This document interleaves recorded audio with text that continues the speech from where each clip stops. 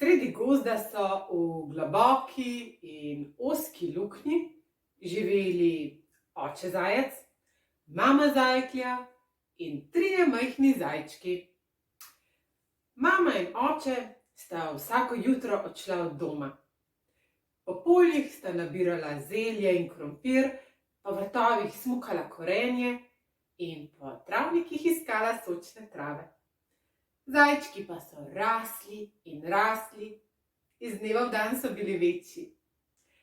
Nekega dne jih je oče zajec poklical k sebi in jim rekel: Zajčki moji dragi, veliki ste že, čez dan ali dva pa dobite še bratce. Naša luknja bo premajhna za vse. Pojdite in si zgradite vsak svoj rov. Tudi jaz sem si ga nekoč. Vsak zajec si ga mora enkrat zgraditi. Pazite pa, da ne odidete daleč od doma, kajti tako si bomo lahko drug drugemu v pomoč. Pa še to, glejte, da bo rov ozek in globok, tako vas nihče ne dobi. Trije zajčki so res drug za drugim odskakljali v svet. Prvi zajček je šel, je hodil po gozdu, pa si je mislil, kaj si bom kopal rov. Zemlja je trda, tačke so mehke, ne, raje si bom zgradil hišico. Nabral je dračje, posmukal listje z grmovja in si zgradil hišico. Tam se je malo spočil, ko pa je začutil, da je lačen, je odšel na polje. Na polju pa ga je opazila lisica in je rekla: Zajček, zajček, puhasti zajček, pridi no sem, povej mi kaj, ne boj se, nič hudega ti ne storim. Zajček pa je odvrnil: Poznam jaz tebe, lisica, poznam jaz tvoj zašiljen nos in tvoje zvite oči. Ti bi me rada dobila, pa me ne boš. In je stekel, vse do svojega domka je tekel. Tam se je zaprl v hišico, a lisica je pritekla za njim, naslonila je tace na hiško in ta se je 1, 2, 3 podrla. Kaj pa ni ubogal svojega pametnega očeta? Tudi drugi zajček je šel po gozdu. Je šel, pa je prišel do visokega mogočnega hrasta. In si je mislil: Zakaj bi si gradil gnezdo? Ne maram luknje, kot je očetova. Zatohla je in ozka, nobenega prostora ni, pa še nikamor se ne vidi. Tukaj, pod tem hrastom, si bom zgradil gnezdo. Nabral je vejice, nabral je mah in si zgradil mehko gnezdo. Ulegel se je vanjo, malo zadremal, potem pa postal lačen in je odšel na travnik.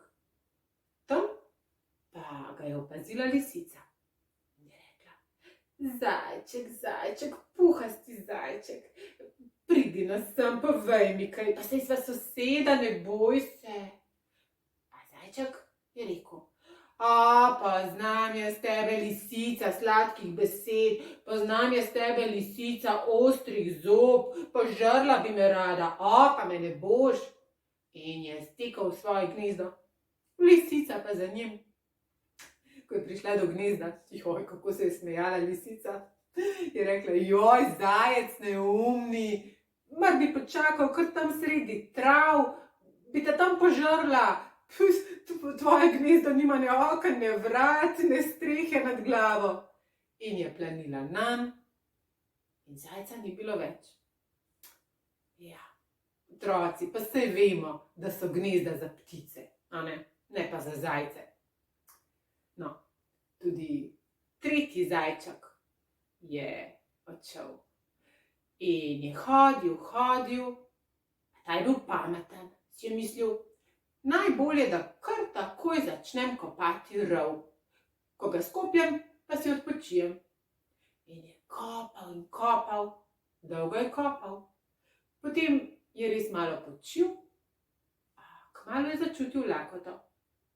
Šel je na travnik, tam pa ga je seveda, tako kot ostala dva, opazila lisica in je rekla: Zajček, zajček, puhasti zajček, pridi no sem, poglej, repek ti pokažem, kaj ni lep. A zajček je odvrnil: lisica, jaz vem, kaj bi ti rada, požrla bi me, pa me ne boš. In je stekel, je tekel, dokler ni prišel do svojega rova. In tam se je skril. Tudi lisica je tekla za njim. Ko je prišla do rova, ni mogla noter.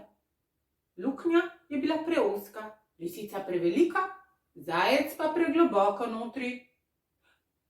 Kmalu je ugotovila, da ne more prav nič. Obrnila se je in odšla. Naš zajček pa je še dolgo živel in je bil varen ne samo pred lisico, ampak tudi pred lovci in pred psi. In morda še danes kje živi. Če boste šli v gozd, dobro glejte okoli sebe, morda ga srečate.